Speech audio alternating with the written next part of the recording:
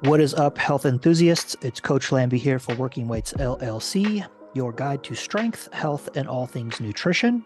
I am joined, as always, today by my co-host, Dwayne Ulrich, aka Papi Dwarrel. And Me. today we are talking about, does red meat cause type 2 diabetes?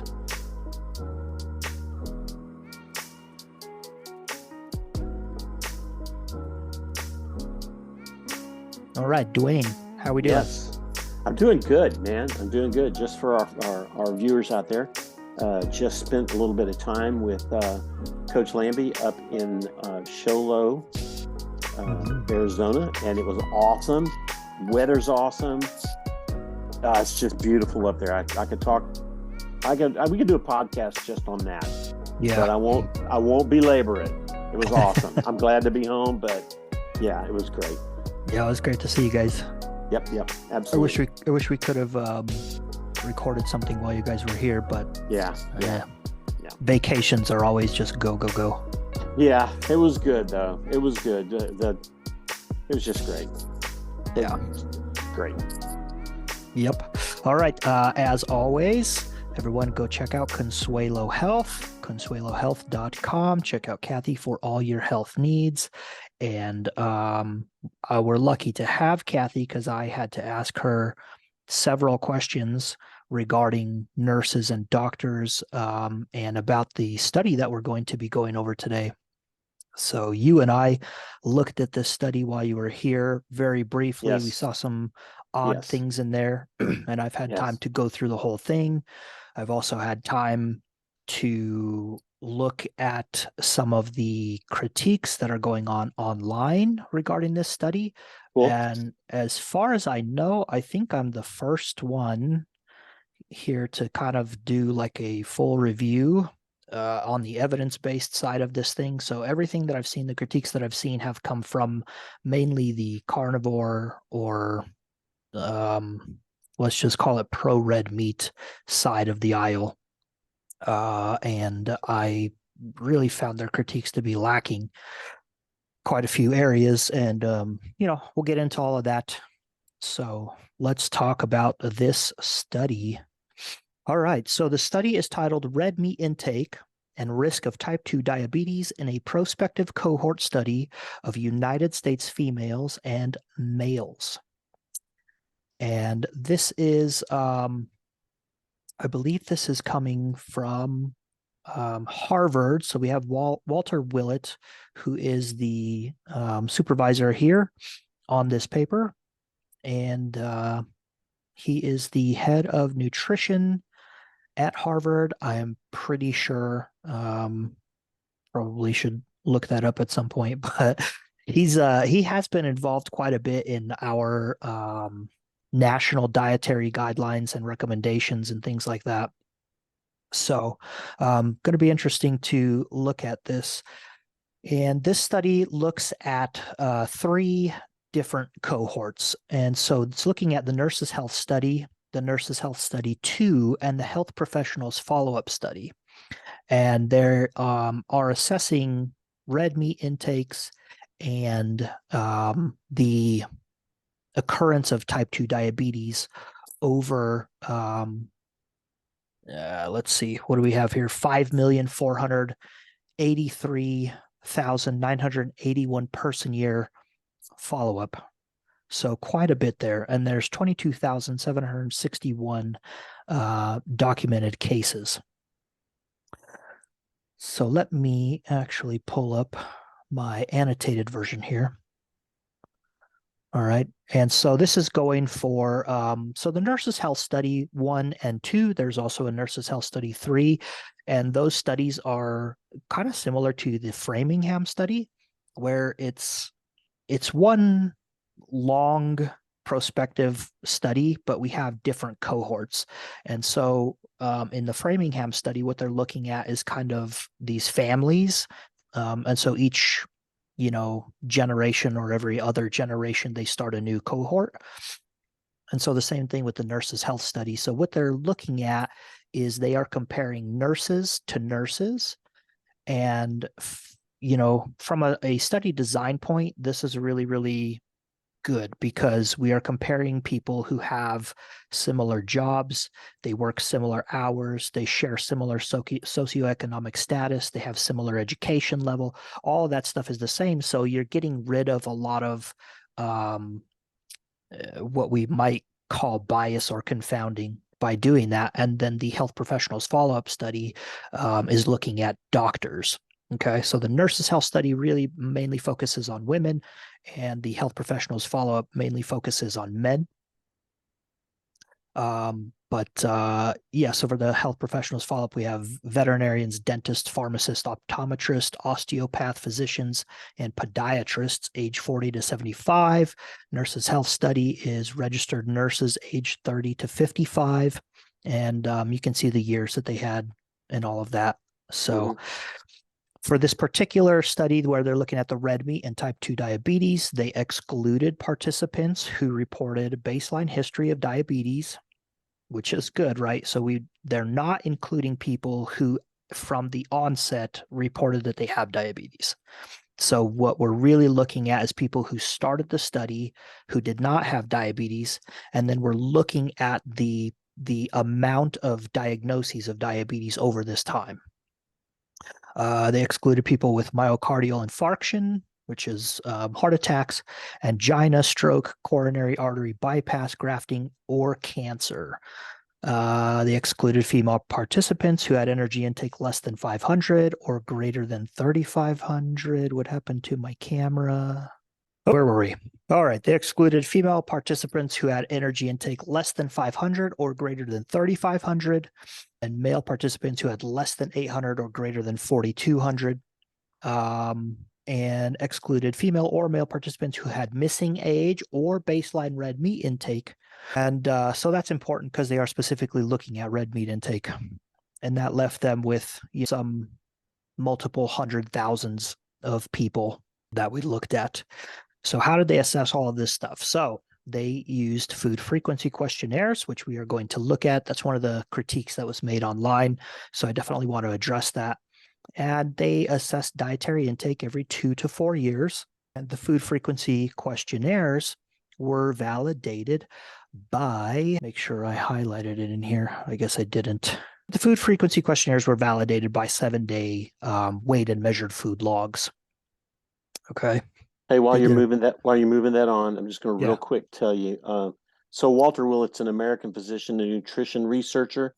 He is the Frederick John Stair Professor of Epidemiology and Nutrition at the Harvard School of Public Health and was the chair of its department from 91 to 2017. So he's a heavy hitter. Sorry. Yeah. He's a major hitter. And when we talked to Patrick, he held up the book. That book is written by Walter Willett. So yeah, he's a major influence in the nutrition world. Right. And so yeah, getting into some of the stuff here. So some baseline measurements that they had that people are concerned with in the online sphere here. So for the nurses' health study here, they separated them into five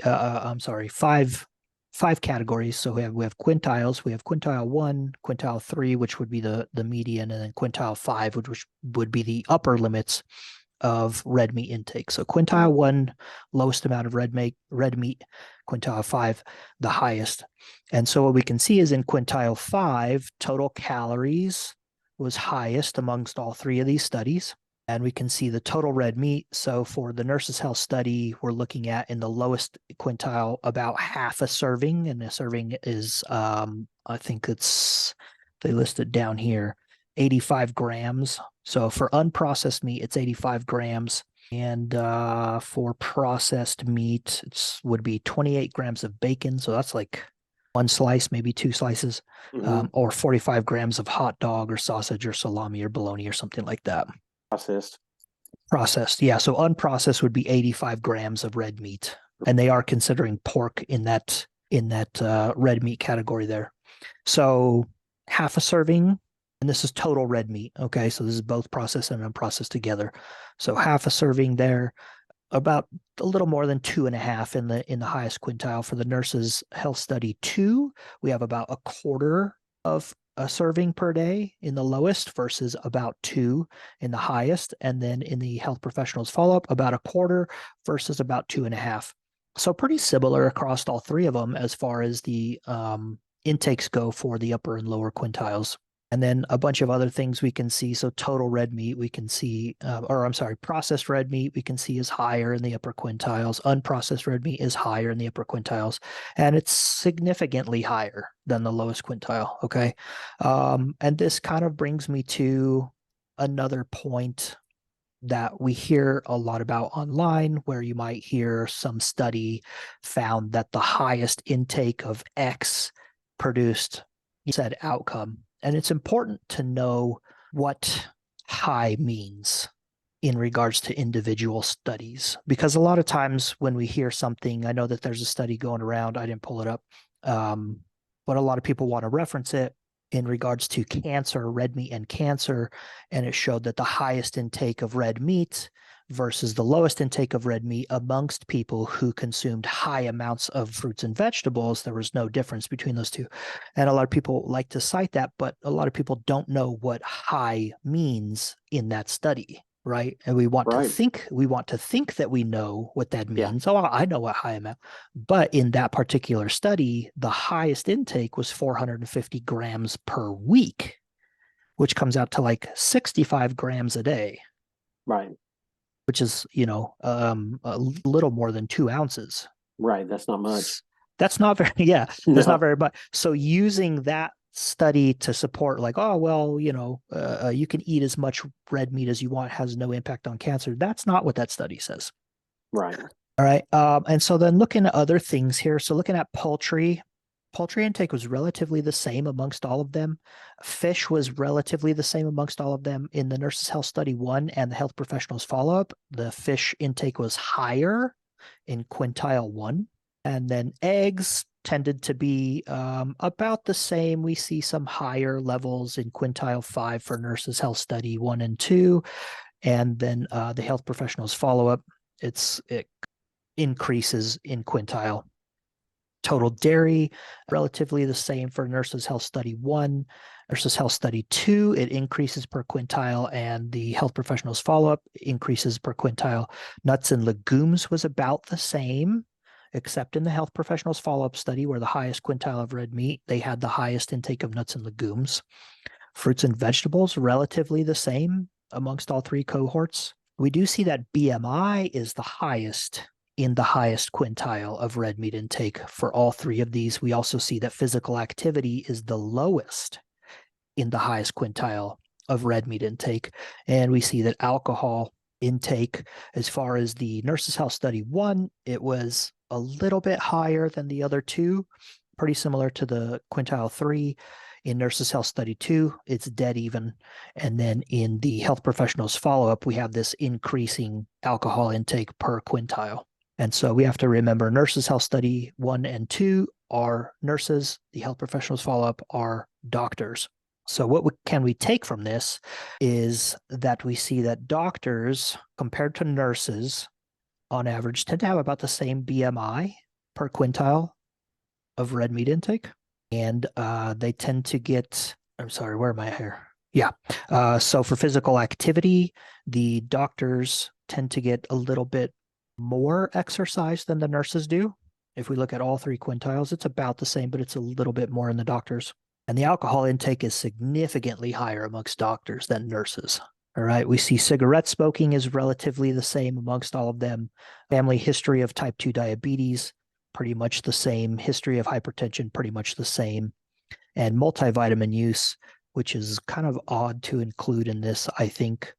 We'll talk about that a little bit, but we see that in the lowest quintiles of red meat intake, they had the highest multivitamin use. That's odd. Hey, can I ask you a question? Yeah. So HPFS, that's doctors? Yes. Okay. So also then in the first two studies, then they were predominantly nurses, correct? It's only nurses. Only nurses, NHS, only registered nurses. Right, NHS yes. And then NHS2. Scroll up just a little bit more, please. No, I'm sorry, down. The other up. Sorry. So do you feel like, is there enough of an age difference between the NHS study and the NHS2 to have an impact in the numbers? I'm going to say I don't think so, because everything tracks basically, we're looking at basically the same stuff. You know what I'm saying? I Well, mean, the numbers trend the same direction between NHS and NHS2. So I'm yeah. saying that if somebody were looking at that, I don't think the age difference is significant enough to make an impact on the numbers. Do you agree? Well, the median ages between the Nurse Health Study 1 and Nurses Health Study 2 are going to be the same, because they're looking at nurses between the ages of 30 and 55. So what we have Okay, good, between, good. So we're still good then. So we're still yeah, good. And it just so happens yes, that NHS was we're just looking at two 45. different generations. They're the Right. same Okay, good. ages, just two different generations. Got it. And so between Nurses Health Study 1 and Nurses Health Study 2, we do, so we're looking at two different generations. And so we do see in the Nurses Health Study 2, we see an increase in calorie intake. We see a small, about half a serving a day decrease in total red Right. meat intake. Right. BMI is slightly higher. Okay, it's about 1 point higher. Yes, I We see also that. see that physical activity is a little bit higher. Okay, so we can clearly see that there are some lifestyle differences Right, I see that between now. Nurses Health Study 1 and Nurses Health Study Okay, 2. I see that now. Okay, cool. All right, so let's talk about the results from this. Okay, so in the three cohorts, separately combined and adjusting for major confounders, we're going to talk about the confounders. The intakes of total red meat, processed red meat, and unprocessed red meat were all associated with a higher risk of type 2 diabetes. Participants in the highest quintile of total red meat compared with those in the lowest quintile had a 62% higher risk of developing type 2 diabetes. Wow. All right. So let me see. So processed red meat by itself had a 51% higher risk. And we are comparing the higher quintile versus the lower quintile, right? Not some red meat versus no red meat. We're talking about around 2.5 servings per day. Right. Well, actually, for the processed red meat, it was about 2. If we go back to all of these baseline measurements, right? So they're considering one serving of processed red meat to be 28 grams of bacon or 45 grams of hot dog, sausage, salami, bologna, and other processed red meats. So we look here, 45 times 2 would be 90. And so in Nurses Health Study 1, the highest quintile was 75 grams or 0.75. So sorry, to be about a 3/4 of a serving. Nurses Health Study 2, we have about a half a serving. Right. And in the health professionals follow-up, it's 0.85 of a serving. So not quite one serving of processed red meat per day was a 51% higher risk of developing type 2 diabetes. That's right? huge.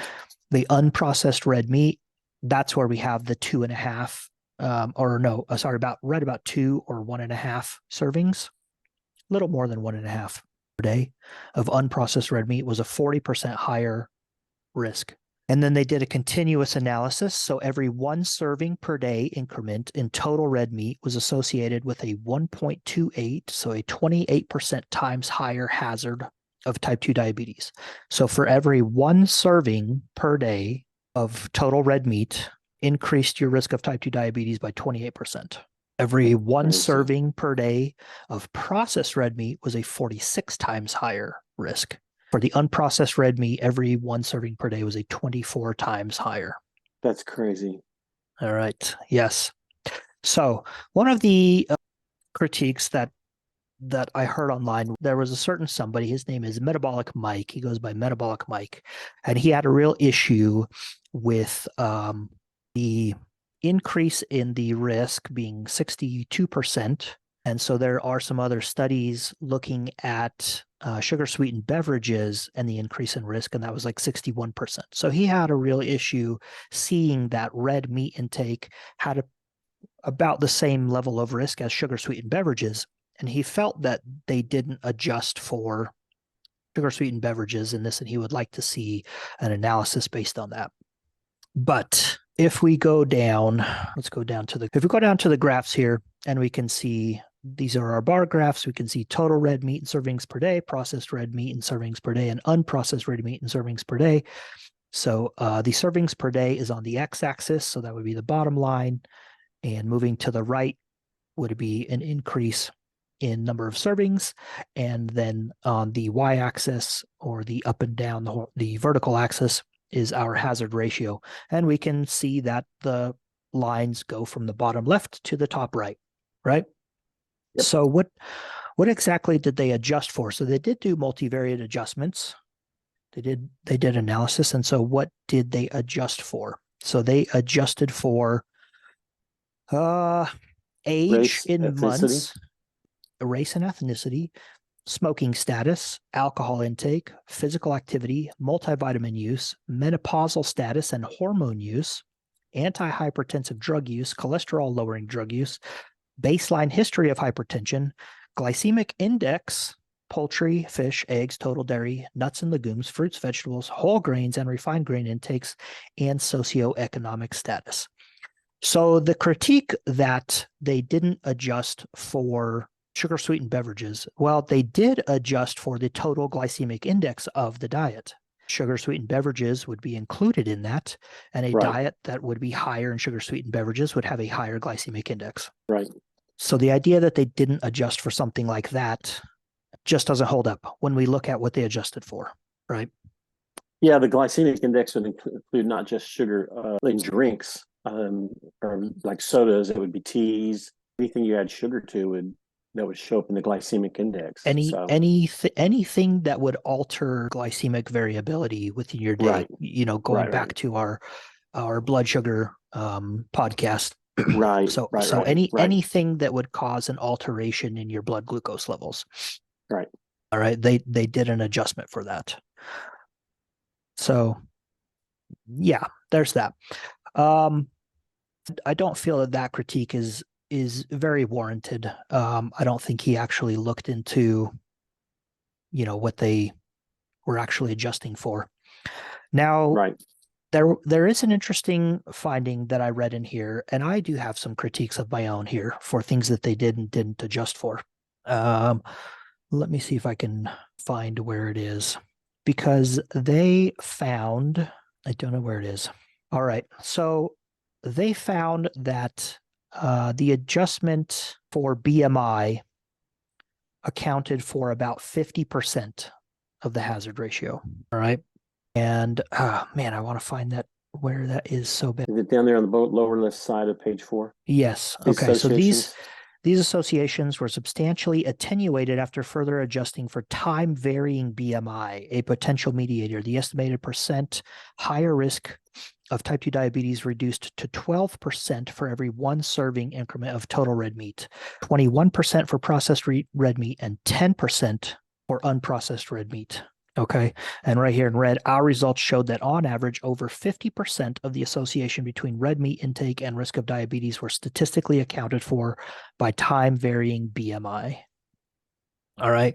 So if we're looking at, and I think most people are probably going to be concerned with the unprocessed red meat thing, right? Because we wouldn't think that hamburger or beef or, these whole foods that we're getting natural ingredients, how could that possibly give us type 2 diabetes, right? So if we come over here to our unprocessed red meat, all right, it was 24 times higher.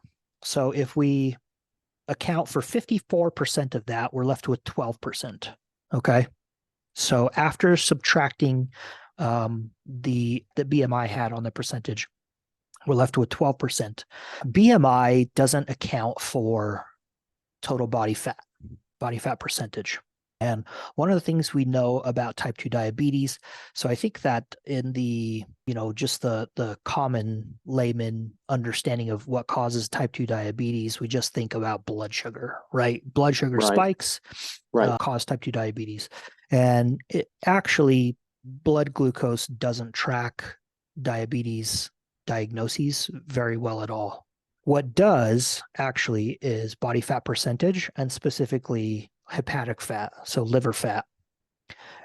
And so we kind of have two things going. So there's a guy by the name of Roy Taylor who's done a lot of work in actually reversing the effects of type 2 diabetes, so actually getting a type 2 diabetes reversal. And what he's found is that when you can, so type 2 diabetes is actually basically energy toxicity, an effect of energy toxicity. So once you have gotten to a point where you have crossed the threshold of body fat storage that your body is capable of holding and not going into the diabetes range, you get diabetes. Okay, so we have two places where we can store fat. We have adipose and we have visceral. Adipose is what we think about the fat on your butt, right, or on your hips. That's the fat under your skin. Visceral fat is the fat that's in and around your organs, and we are concerned with the liver and the pancreas. Right. So if you fill up the fat stores in your liver and your pancreas, but you still have the ability to store fat in your adipose, so in your body and in your muscle, you won't get type 2 diabetes. If you fill up the fat stores in your body and your muscle, but you still have the ability to store fat in your liver and your pancreas, you won't get type 2 diabetes.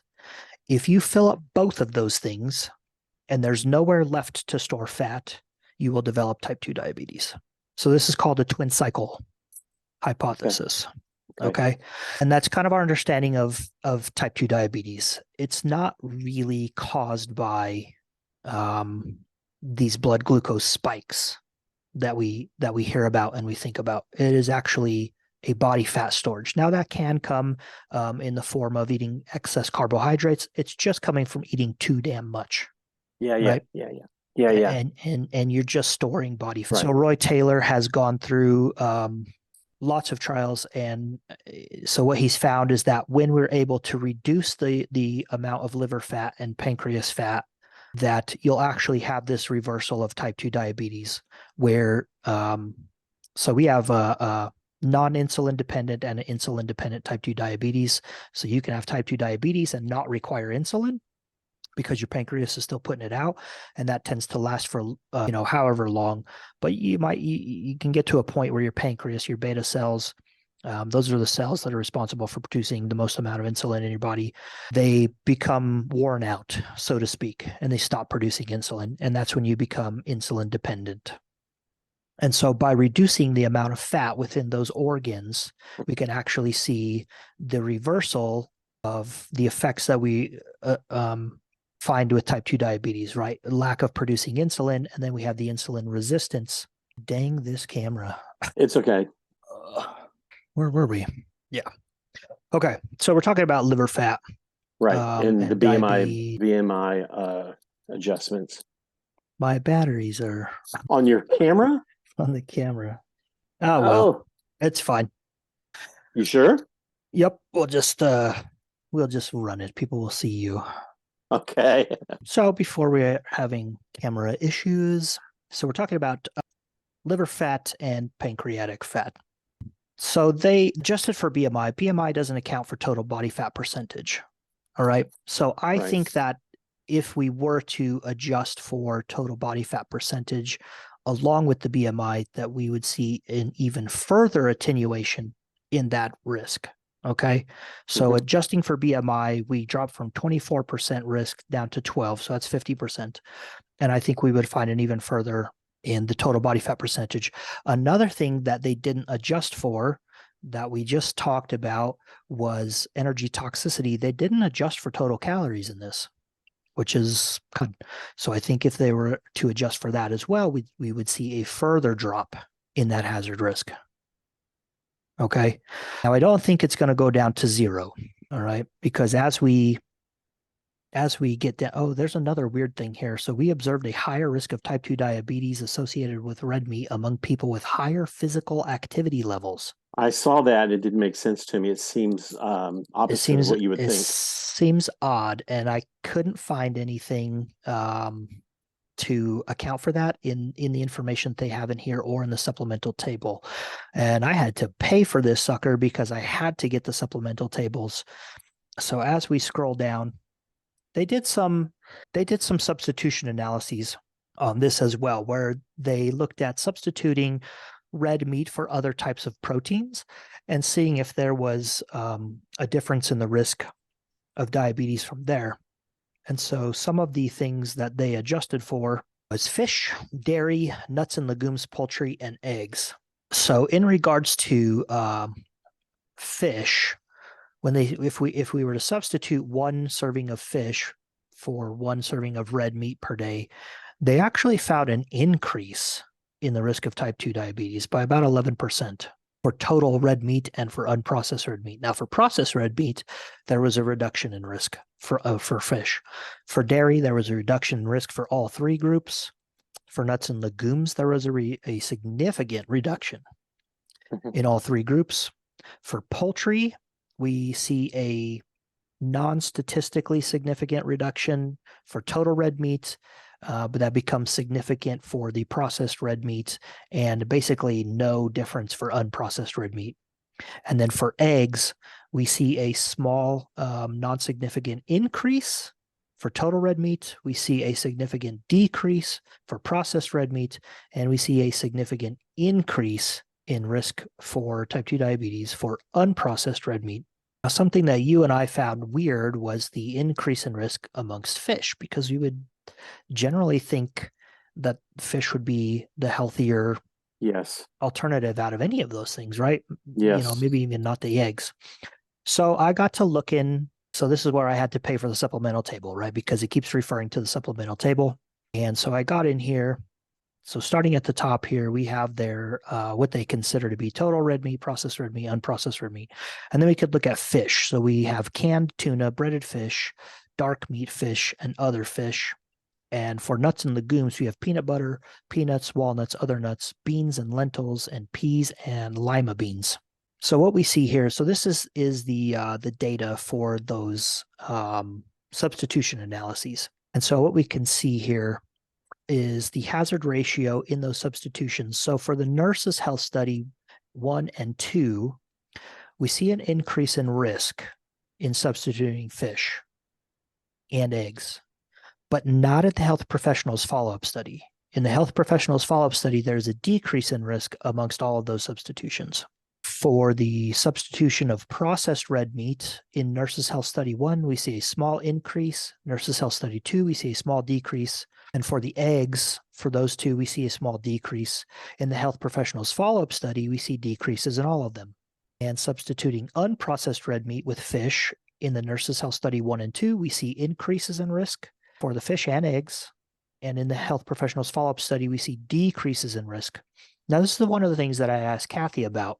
So when we go back up to what they are considering for total red meat, processed red meat, unprocessed red meat, and our fish, we can see that we have canned tuna, breaded fish, dark meat fish, and other fish. And we have to think about, and I'm gonna refer to the red meat in this way as well. So in this study, we see that BMI accounted for 50% of the risk.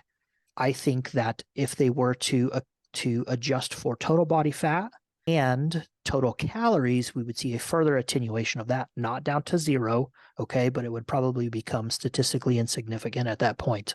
When we look at the fish intake, I think that this study, red meat is a correlate for adherence to a standard American diet. I think that that's what this study is showing us, okay? When we look at the fish, and when we separate the individual cohorts, so Nurses Health Study 1, Nurses Health Study 2, and the Health Professionals Follow-Up, and we see that there are different, in the Health Professionals Follow-Up, so we're looking at only doctors, we see decreases in risk in all of these substitutions. Okay. So for the fish, we're only seeing the increase in risk among the nurses. And I asked Kathy, do nurses, or rather do doctors get more quote unquote lunchtime than the nurses do? Would doctors be more likely to leave the office, go to a restaurant, versus where the nurses are more likely to eat in the cafeteria or bring food that they then microwave and they're eating because they have such a short amount of time? The answer to that was yes. So the doctors generally tend to have their own cafeteria with healthier options. They get to eat, they get more time to eat, whereas the nurses have less time to eat. Their cafeterias are separate. They generally don't have as healthy options as they would. And we might think about, if you're trying to save money, you might be bringing your own food. So breaded fish being one of those individual food types amongst the fish category. So we need to think about this whole study in general as how people are consuming food within their diet. Right. So if nurses have less time to eat, they're more likely to eat breaded fish, which is going to come, we can think about that being a processed food that's going to be microwaved, right? So it's a quick meal. What are we also going to be eating? What do people generally eat with breaded fish? Macaroni and cheese, probably a dinner roll, or you know what I mean, some type of bread. So we're probably looking at an overall adherence to a more standard American or what's it called? Standard American diet, a Western type of diet. Whereas the doctors are probably going to be consuming not breaded fish. It's going to be a leaner fish. It's going to be either grilled or baked or something like that, right? Versus breaded microwaved fish or canned fish, which in and of itself might not be too bad, but depending on the sodium content. But my guess is that it's probably going to be more of a microwavable breaded fish, and that's why we're seeing the difference in the risk amongst substituting fish for red meat and the occurrence of type 2 diabetes here. But one of the things is I'm thinking about also is that when we're talking about my experience in the hospital is that if somebody's eating a breaded fish for their lunch and they're thinking like, oh, I'm making a great move. This is, hey, I'm just trying to watch my diet and fish is healthy for me, et cetera, et cetera, et cetera. Something else that I've seen is that they'll use a dip. They'll use ranch dressing or honestly mayo. You're not gonna. People don't put mustard on breaded fish, but like mayonnaise or like I said, ranch dressing. Sometimes a tartar sauce of something, which is kind of usually a heavily mayo. So none of those things are not going to those aren't big pluses for the fish that you're eating. And so I think that's possibly I don't see anywhere where that was broken out, but I agree with you. I think that's what they eat with that breaded fish is just a I'm babbling now, but it's just a negative. It's a negative compared to what a doctor's going to eat, even in the break room, even in the break rooms. And I've seen doctor break rooms, and typically the foods that are in there are way healthier than what you see in a nurse's break room, especially in an environment. That's the worst. So, yeah, I completely agree with you. So I really think that most of the associations that we're seeing here is these meats and their association with type 2 diabetes is that the higher intake of red meat versus lower intake just means a higher adherence to a standard American diet. Right, I agree. And in the lower quintiles, we can see that their intake of things like multivitamin use was higher and a few other things, exercise use. And so they probably have a lower adherence to a standard American diet. So that's one of the things that I also want to talk about here. But one of the big critiques amongst these observational epidemiological studies is that, well, these are based on food frequency questionnaires. Well, now we've talked to Patrick, and we can go back to that, but the food frequency questionnaires are validated by several things. Number one, they're validated by actual food logs. So they will take small subsets of these cohorts and ask them through different periods of the year and different periods of the whole trial to go ahead, weigh and measure all of your food. You're going to record that in a log, just like you would use Chronometer or whatever. Right. So just like you're tracking, like you're going to try to lose weight and you're tracking your calories and macros and all that stuff. Right, right. So they ask for those records, okay? And they validate the food frequency questionnaire to those food logs. They also validate the food frequency questionnaires to different blood markers. So we have the Keyes equation, which is based on saturated versus polyunsaturated fat intake. Right. And we can actually, see that if someone is reporting a higher level of saturated fat intake, we can actually look at their blood markers and see, are we seeing what we should be seeing in reference to the food frequency questionnaire? So they're validated in that manner. Right. Now, there is a gentleman by the name of Ken Berry. Oh, let me see. Oh, that's the login. Who and this is where I went and looked this up. And he said his issue with the food frequency questionnaires is that, well, it's such a long period of time. This is every 2 to 4 years they're asking for dietary recall. And, they're asking you to tell, how much ground beef in cups did you have during the last year? So I thought, well, that seems weird to ask somebody because you wouldn't be able to come up with an answer for that, right? Right. So he said, you can look these things up. You can go in and look at them for yourself. So I thought, let's go ahead and do that. And so I just Googled it, nurses health study and health professionals follow-up study questionnaires, and you actually get access to these things. And I can't remember, so it's not every year, but we'll go ahead and look and see what these things look like. So this is 2017, and we're just going to scroll down. I'm definitely going to try and find the where they're asking for dietary recall, but we can see the top of this. They're asking things: do you smoke? What is your current marital status? Do you have menstrual periods? Have your natural menstrual periods ceased permanently? Have you had your uterus removed? Lots of stuff regarding health. Have you noticed a change in your hearing? They ask a whole bunch of things. Have you had a myocardial infarction, angina pectoris, coronary bypass, blah, blah, blah, glaucoma, cataract, fatty liver, chronic sinusitis, shingles, vaccine for shingles? They ask all this stuff. Just more health stuff. So we can see they do a pretty good job of doing that. They ask you, That's yeah, pretty it's that's pretty detailed stuff there. pretty detailed, pretty robust. Holy moly. How much exercise? So during the past year, what was your average time per week spent at each of the following recreational activities? Walking for exercise or walking for transport errands. And we have 0, 1 to 4 minutes, 5 to 19, all the way up to 11 plus hours. You have running and jogging, bicycling, tennis, squash, racquetball, lap swimming, other aerobic exercises, weight training. Right. So during the past year, what was your average time per week spent at the following? That's not that hard to answer. Right. Right. Right. Yeah, we have more exercise. They ask about some mental health stuff. Are you feeling depressed? Are you having nightmares? Are you having a hard time lifting or carrying groceries? Let's see if we can get down. All right, so this one actually doesn't have dietary information on it. So we'll go to 2016 and we can see it's all the same stuff. See if we can go down. Come on. That one doesn't have it either. This one asks about multivitamin use. So now we're going to get to the food intakes. All right. So they ask about supplements, right? And then they ask how many teaspoons of sugar do you add to your beverages or food each day? Right. And they have some options: 0, 1, 2, 3, all the way up to 10. What brand and type of cold breakfast cereal do you usually eat? Or you can mark you don't eat cold breakfast cereal. What form of margarine spread do you use? And then we have exclude pure butter. Excluding pure butter, right? So they want to know margarine versus butter intakes. So dairy foods, and we have this big section on milk.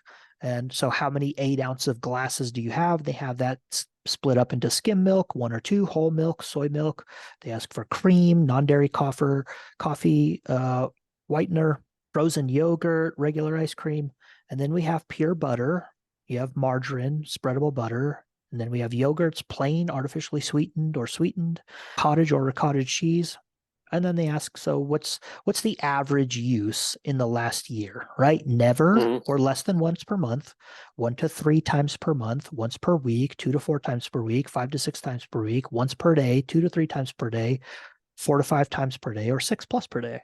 And these questions, because people's diets generally don't tend to change very much within a year, are very easy to answer, right? And so is it going to be 100% accurate that you write down that you have, let's say, 1 8-ounce glass of skim milk per day? Is that 100% accurate? No.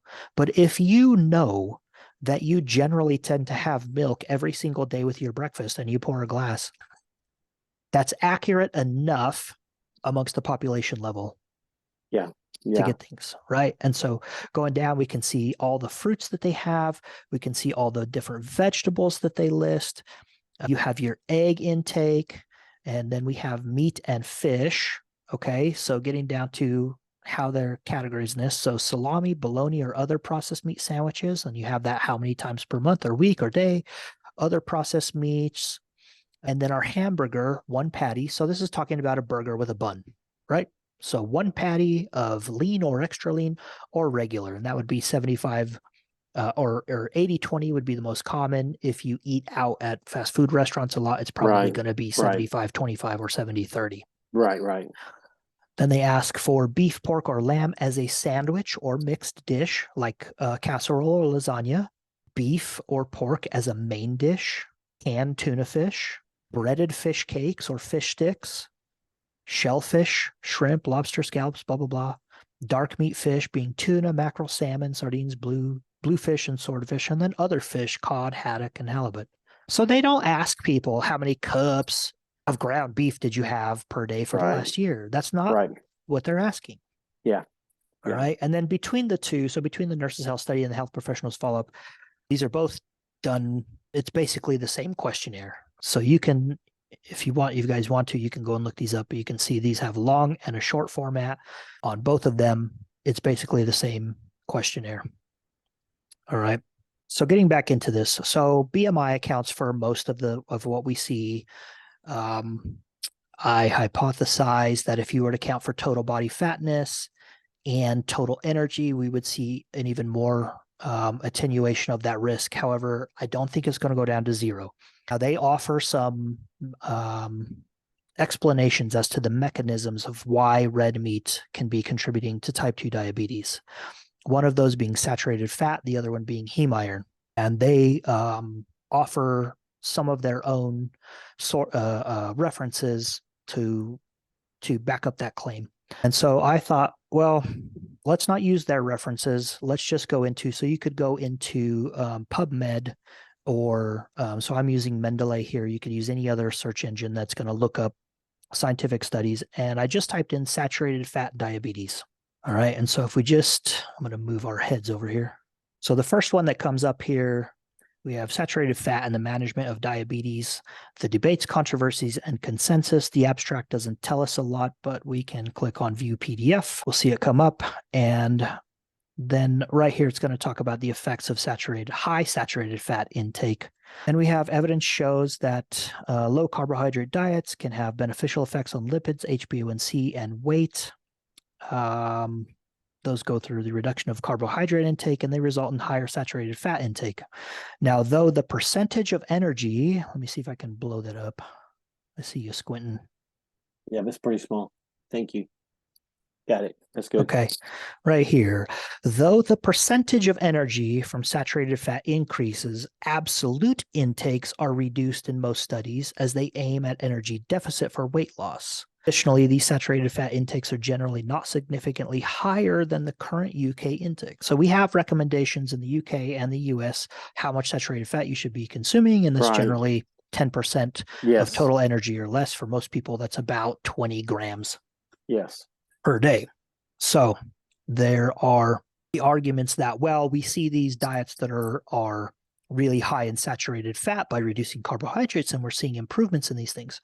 And so the explanation for that is that although the percentage of saturated fat is a higher percentage for the total diet, the total amount of saturated fat either doesn't change at all or it becomes reduced due to fewer calories. All right. So they go on, it's therefore inconceivable to assume that the beneficial effects of low carbohydrate diets are related to higher intakes of saturated fatty acids. No, I got to move her. Why can't I move this? Use the bar. Here we go. And so we're just, right, so we just did a search in here. We're just going to go down and see what all this stuff says. So a very low carbohydrate, low saturated fat diet, that's not really what we want to see. Cardiometabolic effects of high fat diets and their underlying mechanisms. So let's see what this says. Two separate but somewhat overlapping models, the diacylglycerol model and the ceramide model, have emerged to explain the development of insulin resistance.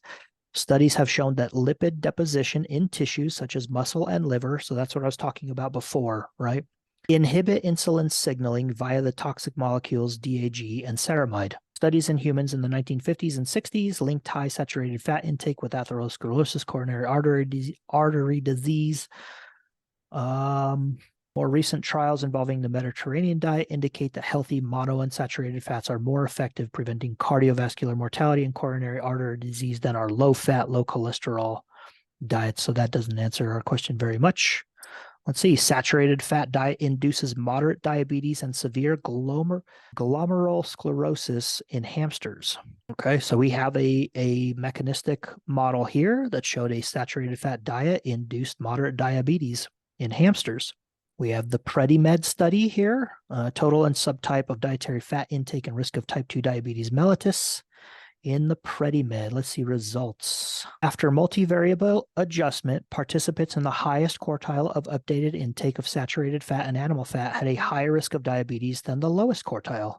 And we have a hazard ratio of 2.19 compared with 2, so a 19% increase in risk. So if we go back to our current study, after adjusting for BMI, or before adjusting for BMI, we saw a 24% increase in risk. So in PREDIMED, we have a 19% increase.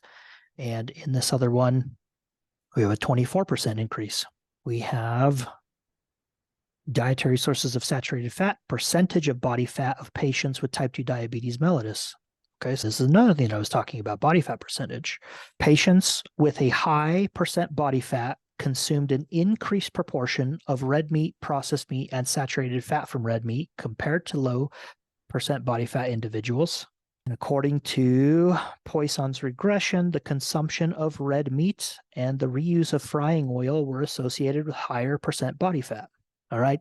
So just this short little dive that we've taken here on the effects of saturated fat and diabetes, we can see that these results are replicated in different studies, right? Yeah. So they have another they talked about heme iron. And so I just have another tab open on heme iron and diabetes. And I just typed in heme iron diabetes, click search. And so let's see what this one says. Studies consistently show that consumption of red meat's been contributory to a multitude of chronic conditions such as diabetes, blah, blah, blah, blah, blah. Causative link shows that even occasional use raises the risk of type 2 diabetes. So this is a review looking at a bunch of studies showing that, yeah, heme iron seemed to do that. So here we have dietary non-heme, heme, and total iron intake and the risk of diabetes in adults. And this is from the China Health and Nutrition Survey. And we can see no significant associations were observed between heme iron intake and diabetes risk. So total iron and non-heme iron intake were associated with diabetes risk following a reverse J-shaped curve. So it would be lower at the lower end and then going up at the higher end. Yep. Sufficient intake of non-heme or total iron might be protective against diabetes, while excessive iron intake might increase the risk among men. This one doesn't really say that heme iron is associated with diabetes risk, but that non-heme iron may actually have a protective effect. But then we also have to look at who are the participants. So hopefully there are some recurring themes. This is in China. Right. Do the Chinese tend to consume as much red meat as Americans? The answer would be no. Oh, I'm sorry. I didn't know if you were asking. Yeah. But if I'm sorry, I was waiting for, no. Yeah. So however, but if they do intake, or if they do eat red meats, typically it's fatter because they see that as a delicacy. You know that? Yes, indeed. So the highest level of intake of red meat in China would probably be in the same ballpark as our low quintiles of red meat in our nurses' health and our health professionals follow-up study. Yeah, I agree with that. We think? Okay. Yep. Absolutely. Dietary iron intake and blood donations. I'm not really sure. Oh, let's see. Red meat, dietary heme. Yeah, so this specifically is talking about what we are interested in. These suggest that processed red meat is associated with increased risk, with high intakes of red meat possibly also associated with a small increase in risk. Historically, humans have relied on large quantities of heme iron and red meat in their diets, and therefore it is paradoxical that iron from meat sources should be associated with the risk of type 2 diabetes. I actually don't think that it's paradoxical. I don't either. Except for this association may be drawn from studies of dietary advanced glycation and lipoxidation end products present in processed foods. let's see, maternal heme-enriched diet promotes a gut pro-oxidative status associated gut leakiness and glucose intolerance in mice offspring. I don't know what, So, I don't even know what that means. What is the, so hey, it yes, happens in mice, therefore it's real. yeah. Let's see, dietary heme iron intake interactions and the risk of type 2 diabetes. This is exploring genome wide. And so this is looking at the same studies here. So where did I just see it? Single nucleotide polymorphisms and dietary information is collected in the health professionals follow-up study and the nurses health study. And we got to make sure that it's not the same people here. And so we look at the authors, it's not the same authors. Okay. No, Even though they're looking at the same studies, it's not the same authors. Results using a genomic approach. Is that where you want to be? Yes, results using a genomic approach, we found no significant gene-environment interactions with dietary heme iron intake in relation to type 2 diabetes at Bonferroni corrected genome-wide significance level. So that one's saying that there's none according to a genomic. Let's see, dietary iron intake and the risk of type 2 diabetes, a systematic review, dose response meta-analysis, prospective cohort studies. High versus low category meta-analysis indicate that higher heme intake was associated with a 20% higher risk of type 2 diabetes.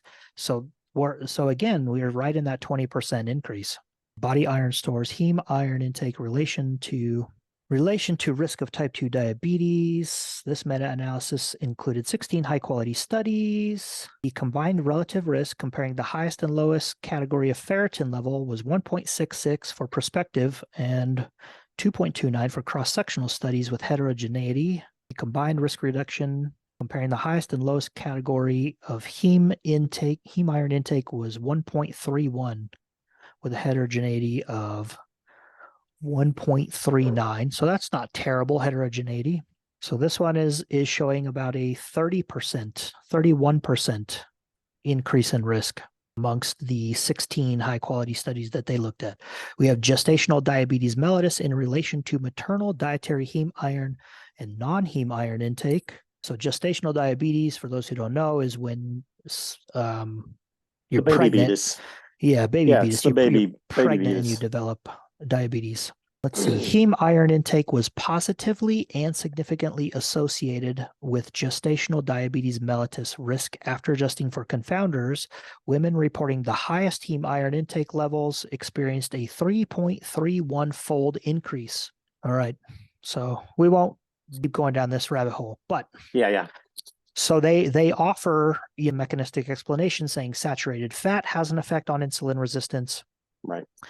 And the heme iron. And so just an exploratory search here. And that's just the first page of each of those search results. We can see that the results overall are supported in the broader literature base. Right. I agree. So while I think that the actual risk of this would be attenuated by adjusting for body fat percentage and total calories, again, it's not going to go down to zero because, believe it or not, saturated fat and heme iron actually do have an effect. Right. Here, okay. And so we come to the question: does red meat cause?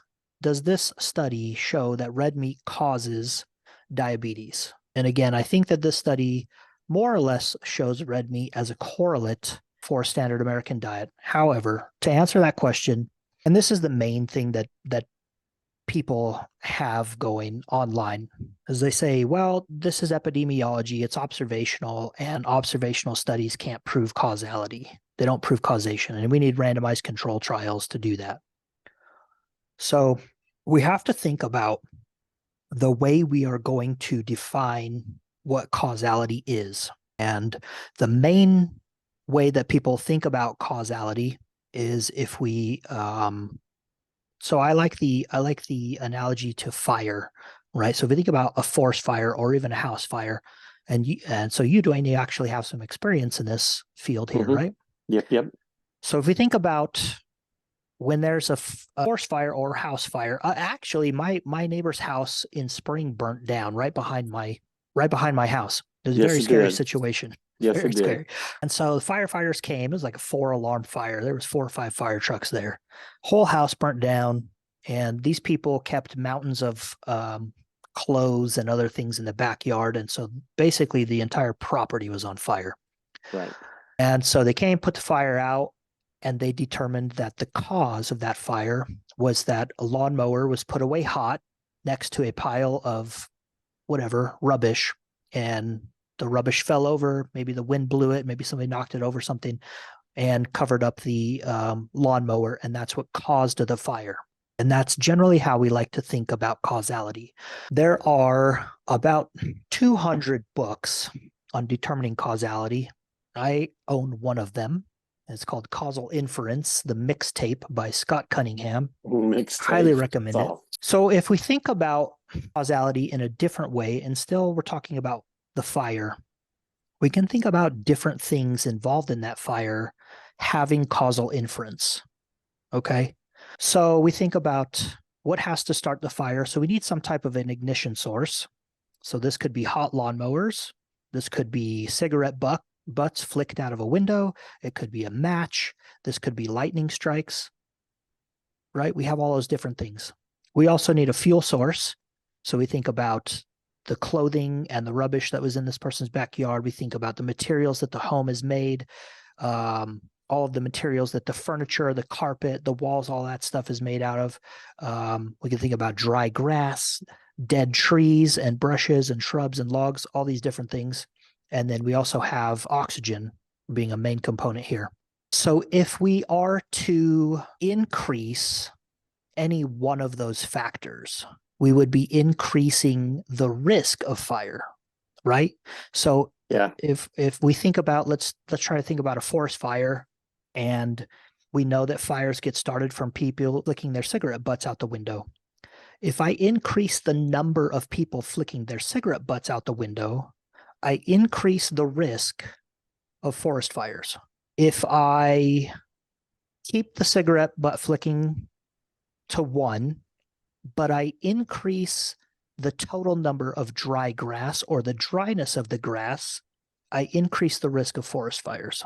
If I increase the risk or increase the number of dead trees or dry debris or dry logs, whatever the case may be, I increase the risk of forest fire. If I increase the density or the population, the number of pine trees, right? So forest fires, when it burns green trees, it generally just burns the top of the trees. And that's how they go, right? Pine sap is extremely flammable, and those little needles just set off. You were telling me about that when you came down here. Yes, I did. So increasing any one of those contributing factors causally increases the risk of forest fire, right? Yes.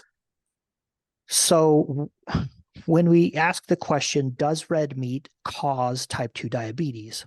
We have plausible mechanism. So just like the lawnmower or the cigarette butt being the cause of the fire, we do have a plausible mechanism between saturated fat. So saturated fat, and I didn't pull it up on here, saturated fat independently increases liver fat compared to unsaturated fats and carbohydrates.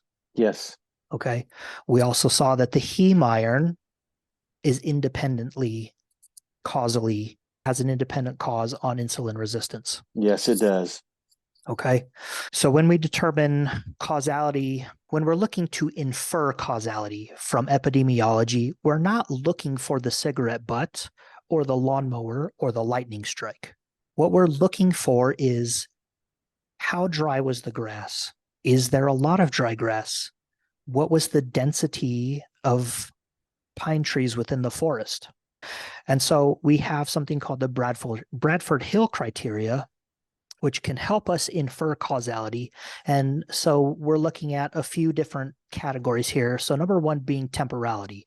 So does the cause precede the effect? So do people consume red meat before they develop type 2 diabetes? The answer to that would be yes. Right? Because in this study that we're looking at, all of these people started out diabetes free. Yes. Plausibility. Is the association consistent with existing knowledge? So we did our 2 searches here, right? And we have found that red meat is found to be associated with type 2 diabetes amongst other authors, amongst other researchers. So it is it's out there in the existing knowledge. Consistently, have similar results been shown in other studies? Yes, we see similar percentage of risk in other studies. What is the strength of association between the cause and effect? We can see from this study that it's actually significant, right? So before adjusting for BMI, there was a 60% increase in risk. And then even after that, we still have, for unprocessed red meat, it was 24%. That is statistically significant. Yes. We have a dose response relationship. Does increased exposure increase the effect? Yes. Reversibility. Does removal of a cause decrease the risk of effect? So we can see, compared to quintile 1 to quintile 5, we also see in the substitution analysis that when we replace red meat with certain things like beans and legumes or dairy, we saw a reduction. Yes. Study design. Is the evidence based on a robust study design? Yes. Epidemiology is a robust. Yes. It is. It is. And so how many lines of evidence lead to the conclusion? And so just based on what we've seen here, so we had the epidemiology. We also saw that there was rodent studies looking into this. And I didn't even look. Let's just do this real quick. So we know that they do research in obesity and diabetes in rodents and animals, right? Yes. Has anybody ever wondered how do they make the rodents and animals obese and diabetic? They inject it to them, don't they? Let's see. That thing to eat. Let's see, diabetes induced, or let's see, that's not what I want to put. Diet induced diabetes. Impaired beta cell glucanase in an underlying mechanism in diet induced diabetes. High fat diet fed mouse models. Destabilization of beta cell FIT2 by saturated fatty acids alter lipid droplet numbers and contribute to ER stress and diabetes. Comprehensive review on high-fat diet-induced diabetes mellitus. Review on epigenetics alterations of high-fat diet-induced diabetes. All right. So how many lines of evidence? So we do have multiple lines of converging evidence that point us in the direction that meat has a causal effect on type 2 diabetes, independent of other factors. I agree with that. Okay. So I agree with that. Holy moly. Before you go on, you did a great job. What a great way to show that with the fire triangle with that was awesome. I hope everybody gets the catch of that, because I think that really clears up the picture of what you're trying to show. A couple of things you didn't cover there. It's just another causal part of the puzzle is like with forest fires. I mean, it's different. It's different at sea level than it is at 7,000 feet because of the oxygen. So the amount of oxygen that's there and out and present, and so how rich is that environment? How prepared is that environment to sustain fire, or how prepared is that environment to support the development of diabetes in somebody in their diet? It's just that was really, really clear. Kudos, thanks, bro. You blew my mind. I was going, thanks. Yes. Now I want to address the people out there who may be upset about what I just said. I want to make it clear. I don't want this to be true just as much as the next person. I agree. Right. I enjoy red meat. I really like it. Dwayne, you've gone to several birthdays with me. When we go out to dinner, I order lamb chops, or I'll order a ribeye, or whatever the case may be. I do like it. And I used to be of the idea and the notion that it wasn't, how could it possibly be bad for you?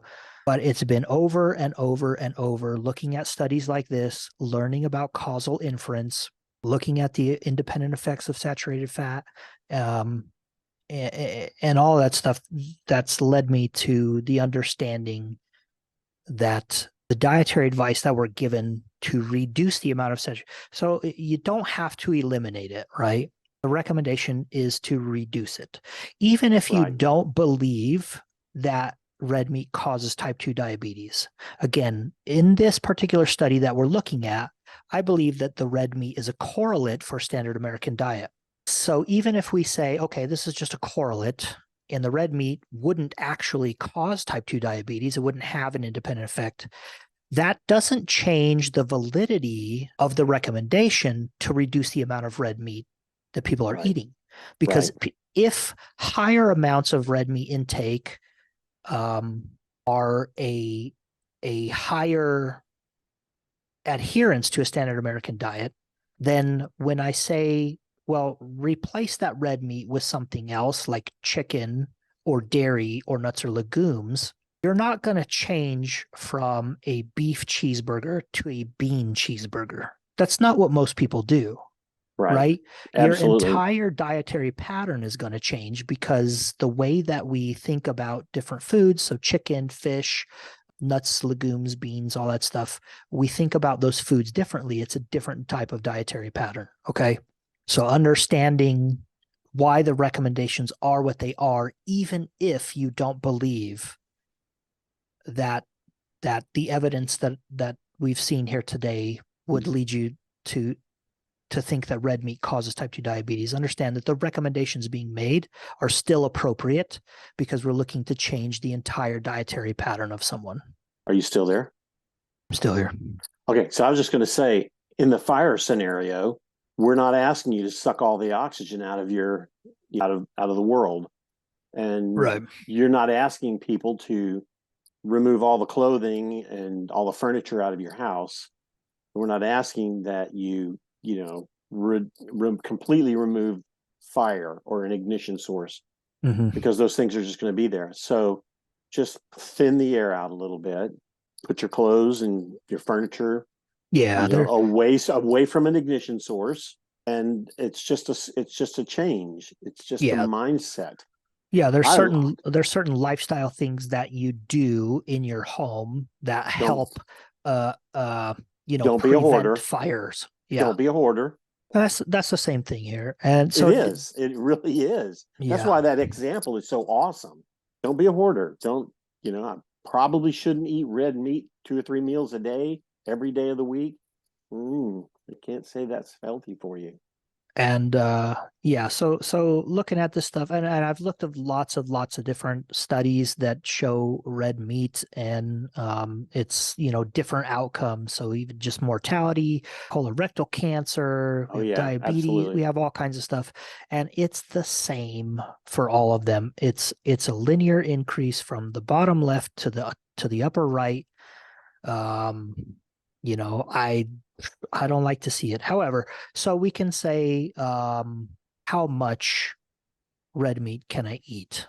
And so going back through all of our episodes, substitute some of those red meat meals for other things. You can eat fish, you can eat chicken, you can eat the plant-based meat alternatives. There's lots and lots of things that you can do. Beans and legumes have different items. So how much would you be looking at consuming? Well, the recommendations are to consume it. You can have 1 serving, which is about 3 ounces. Or I think the worldwide recommendations or general knowledge is that about 100 grams, which is roughly a little less than 4 ounces, 2 to 3 times per week, seems to be a non-significant increase in risk. Still an increase in risk, but it's not significant. Right. So, all right. I was just going to say real quick too. Kathy and I went out to one of our favorite steak places the other day, and we were like, we just weren't in the mood for big steak. Normally we like to get a big old steak and eat that puppy and cut it up, and just we love steaks. However, we decided that day, we were like, we're just I don't know what came over us, honestly. I just don't know, but we just decided there was a smaller portion available. It was actually I think it was 4 ounces. It was a 4-ounce steak. So it was a little bitty small filet. And that was plenty for us. That was plenty. We had vegetables. We had a small potato. And that was plenty for us. Instead of, man, I got to have that 12, 14, 16-ounce steak. Just back it down. So a 4-ounce filet was plenty for us. And then the rest of the week, we changed our diet up a little bit. So it's doable. It's doable. So you're talking to somebody who, I love red meat, but it's just a lifestyle thought. Do you have to walk out of the restaurant feeling bloated and packed, or do you have to put all 5 steaks on the grill and feel like you have to finish all that up because nobody's going to eat leftovers? Back it down. Get down. Back it down. I'm going to go back in here. So this episode is running long anyways. So I'm going to address one last critique that we see online quite a bit. And I've used this critique before. You hear it when you are getting into looking at scientific studies and trying to develop your own opinions, and you're oftentimes just repeating what you hear somebody else say. So the critique for epidemiology is that we can't really determine causality, which I've just shown that we can. We can infer it, right? But it's a different type of causality.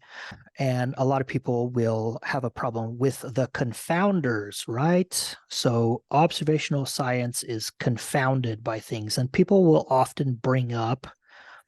So one of the things that I saw somebody online bring up was the, what were they saying?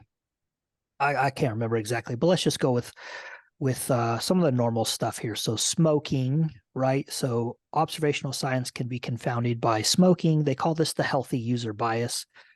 Smoking, exercise, exposure to sunlight, some different things. In here, we have multivitamin use, right? We have cholesterol drug lowering use. So if somebody has an argument that they aren't convinced by epidemiology because it can be confounded by certain things, well, we need to look specifically at the outcomes that specific study is addressing. So this one is type 2 diabetes.